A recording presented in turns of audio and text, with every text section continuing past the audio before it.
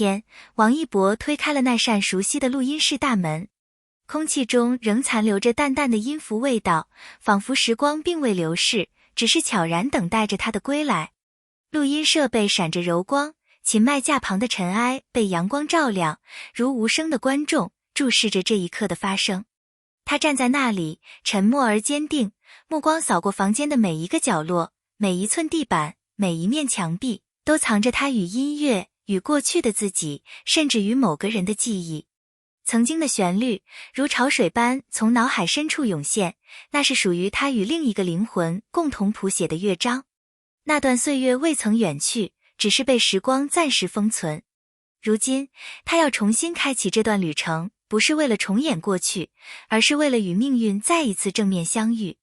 音乐是他唯一的语言，也是他唯一敢于表达的情感。当他戴上耳机的那一刻，心跳与节拍融为一体，整个世界都仿佛静止，只剩下他与旋律之间的低语。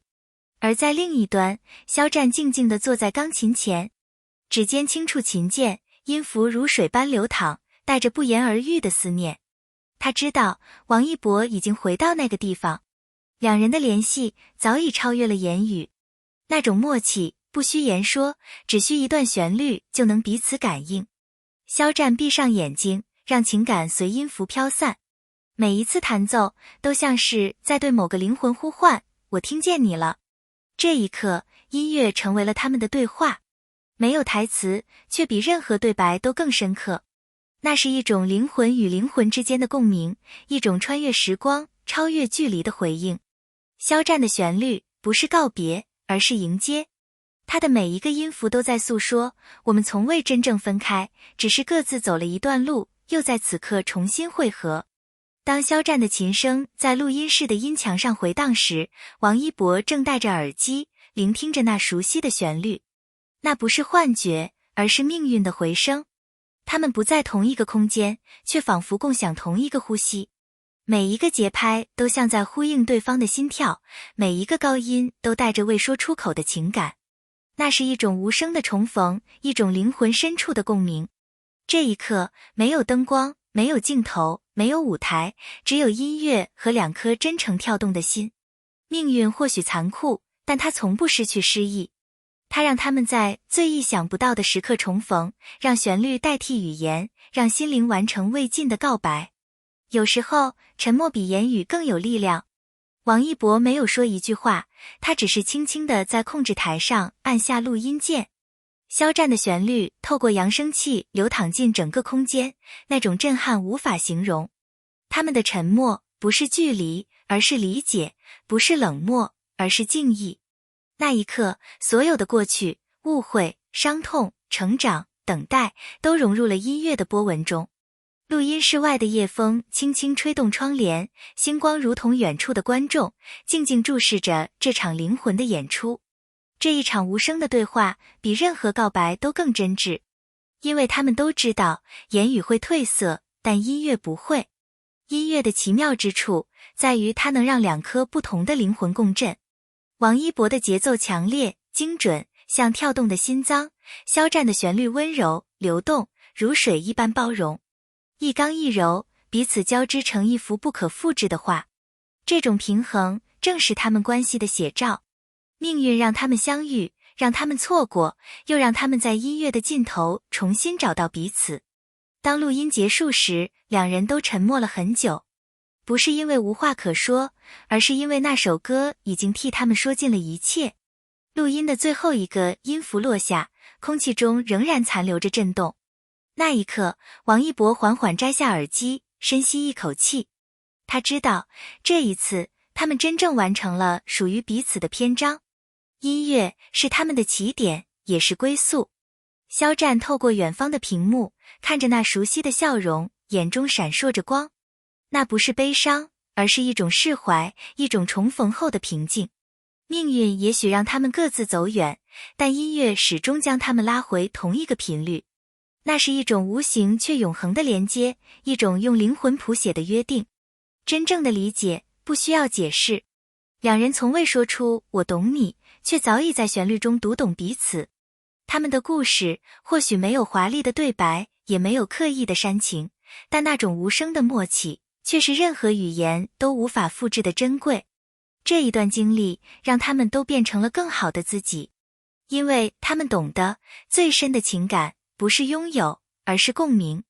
这首歌不只是他们的重逢，更是送给每一个曾在音乐中感受共鸣的听众。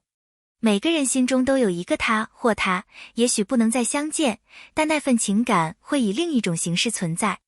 听着这段旋律，我们似乎都成了见证者，见证了他们的成长，他们的和解，也见证了音乐如何成为最温柔的桥梁。故事并没有结束，录音室的灯熄灭，街道的灯亮起，两人都将带着各自的旋律继续前行。但他们都知道，无论未来走向哪里，那一段共鸣的旋律都会永远在心底回荡。那是他们的命运，也是他们留给世界最真实的礼物。谢谢你曾来过，也谢谢你还在这里。如果音乐有语言，这就是他想说的一句。他们的故事不是传奇，而是生活本身的诗意。没有谁高谁低，没有谁属于谁，只有并肩过的岁月，被音乐永远记录。那一首歌就像一封信，寄给过去，也寄给未来。重逢不是终点，而是新的起点。录音室里的最后一个音符落下后，回音在混响室里盘旋，像是把两人过往的误会、坚持、回忆与期待都一并收拢进那飘渺不定的余音里。对于王一博来说，那一刻他听到的不只是旋律的完成，而是自己与另一个灵魂之间未曾言说的救赎。那些年积攒在胸口的疑虑、倔强与脆弱，仿佛借由每一拍、每一小节被缓缓释出。对于肖战而言，每一个言音都像在回答一个旧日的提问：我们还能不能在同一频率上呼吸？他用最本真的音色回应，用最柔和的颤音承认过往的裂缝，但同时以坚定的音阶告诉对方：我在这里。而观众听到的，不只是二人的技巧与完美配合，而是一种更深的情绪传递。两颗曾因误解而疏离的心，如何在音乐里找到和解？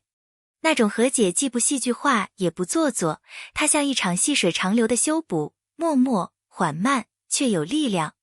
录音室的灯光柔和下来，空气中残留着指尖触弦的热度与呼吸的节奏。此刻没人急于下定论，没人要强行赋予结局，因为真正重要的是那段被音符缝合的历史，以及它在未来每一次回放时带来的不同感受。余音未了，正是因为余波还在，情感还在继续发酵，每一次重听都会唤醒新的理解与更深的温度。公众人物的每一次表态，每一次回归，都会被放大检视。王一博回到录音室，肖战以音乐回应，这样的非言语重逢在网络上迅速扩散，评论潮水般涌来，支持的热情，质疑的声音，还有各种解构式的分析。面对这些喧嚣，二人选择用创作回应，而不是对话或辩解，这本身就是一种成熟的自我保护。他们把私人情感注入艺术，而把艺术公开展现，让音乐承担解释与连接的功能。粉丝在这一过程里既是见证者，也是参与者，他们用期待和想象填补缝隙，也可能在热情过度时形成压力，甚至损害个体的私人空间。艺人与管理团队需要在透明与保护之间找到平衡，既要尊重粉丝的情感，也要守护创作纯粹性与个人界限。更深一层，这场重逢提醒我们，公众身份并不等同于情感消失的私密性。真诚的艺术常常来源于对私人经验的沉淀，而不是迎合舆论的表演。舆论可以是温床，也可以是风暴，但真正持久的回应来自作品本身。当一首歌足够诚恳，它会安抚浮躁，也会招来理性的共鸣。对于观众来说，学会在热爱和理智间保持距离，同样是一种对偶像与自我的负责。从此刻起，未来不再只是憧憬，而多了更多可以被现实触及的可能。那首在静默中完成的乐章，不只是一次情绪的释放，它也像一份无声的承诺。无论各自的事业如何奔走，音乐与彼此的频率已被重新校准。这样的校准可能意味着未来的合作，也许是一首合唱，一次联合的音乐会，或是一段共同参与的公益项目，但更重要的是更远的未来是关于个人成长与艺术责任的延展。当两位艺人用真实的表达赢得公众的理解，他们同时也承担起更大的影响力。如何在商业与艺术间找到平